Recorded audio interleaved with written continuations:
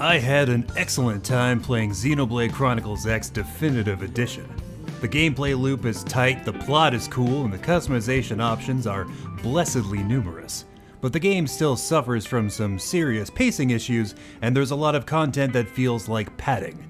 Plus, for better or for worse, the combat is still extremely Xenoblade. But this is the most fun I've personally had playing a Xenoblade game thus far. One thing you need to know about me is I'm a complete freak for custom outfits on my party members. If I can change a character's look whenever I want, I'm doing so at least 30 times throughout my playthrough. Chronicles X has some fascinating themes available, such as Hardened Warrior, Xenomorph Fetish Ball, and Beach. Or you can do a sort of horny business magnate, or casual scumbag, or even student. The possibilities are downright expansive. I love this kind of thing so much it automatically adds a handful of points to any game's total score. Sorry, can't be objective about slutty little outfits, not even gonna try.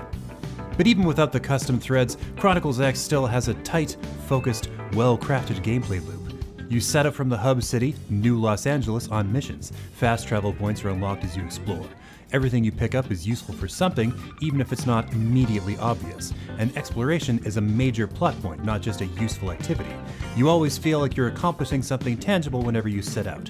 Lastly, the combat. It's pretty fun, almost breezy stuff compared to other entries in the series, but it's still very much a Xenoblade affair before anything else. To explain, combat in Xenoblade games is a convoluted mess, and Chronicles X is hardly an exception to this rule. There are arts and skills to assign, attack chains to manage weaknesses, to navigate body parts to target, and gear to optimize, but also, the practical battle experience is you waiting for cooldowns while your character and your party kind of do their own thing. Because so much is automatic, it's easy to get complacent, so when the difficulty spikes, and it will, you feel utterly blindsided. Then it's time for 20 minutes to an hour of tedious upgrading and the whole cycle starts anew. That is, until the Skells come into play. You learn early on that Skells are a major part of this colony's survival. They're giant mechs controlled by a single pilot, and you need a license to operate one. They are an absolute game changer in combat, though they burn fuel like crazy. Plus, replacing them can get very expensive very fast. Skells teeter on the ragged edge of being overpowered. They almost break the game's combat balance, but the whole system manages to hang together anyway. It's honestly one of this game's greatest strengths. You feel powerful in a Skell, and you are, but never to an unfair degree. They turn walking into a sucker's pastime pretty fast, however. All this great gameplay feels like the majority of the runtime, which is rad, but you don't get much room left for actual narrative. The plot of Chronicles X is crammed into a series of isolated story missions. Don't get me wrong, these are great. This is a compelling, interesting plot that kept me playing for dozens of hours. How is the human race going to survive these impossible circumstances? Will the clock run out on us as a species, or will we somehow persevere? The trouble is, you can get multiple hours of rudderless gameplay in between these compelling developments. The pace grinds to a bloody halt after every chapter.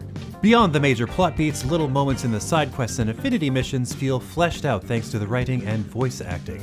The English dub is pretty solid, though your character doesn't talk at all. I was happy with the writing in all the quests and missions I played through, I just got overwhelmed after a while. You do so many of these tiny quests, and my focus could only hold out for so long.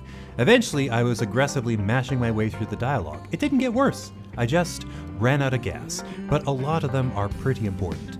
There are whole alien races that you might never meet if you don't do some of these side missions. New arms manufacturers are buried in these same missions. There's also a cascading effect, where unlocking one causes several more to pop up on the map. Completing these missions has a tangible impact on New LA. Even if you're overwhelmed by the sheer number of them, it's still worth it to engage with these quests. If nothing else, you'll receive a whole fistful of actionable benefits. I've never played the original version of Chronicles X. Missed that entire console, to be honest, so while the new version features some mechanical improvements, I'm incapable of properly appreciating them. For example, you can now switch party members from the main menu. Crazy that this is a new feature, but here we are. The graphics have also been enhanced, and I assume that there are other new features, but again, I wouldn't really know. Difficulty feels properly balanced. You get some exceptions, mostly in certain boss fights. So far there's been one battle where I gave up and let the game knock the difficulty down a peg. Even then, it was reset to the usual level immediately after I won the fight. You can leave the shame of that victory behind you and just pretend it never happened, you know?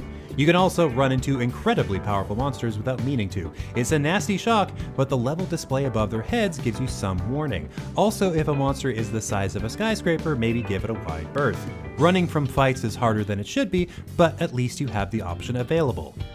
I've had a difficult relationship with Xenoblade games in the past. They're enormous, unwieldy beasts that are weighed down with endless mechanical systems and floaty, disconnected combat. Somehow, all of this is applicable to Chronicles X, and I still love it. The combat feels more grounded, the mechanics more approachable, and the plot is more accessible. Plus, the custom outfits. Those really change the game for me. Also, being able to pilot a team of mechs is a major bonus. Xenoblade games are still not for everyone. This is an imposing, enormous RPG series in every way. But against all odds, Xenoblade Chronicles X Definitive Edition is somehow the one for me. Don't forget to like this video, subscribe to our channel, and hit that notification bell to make sure that top quality COGconnected content keeps on coming.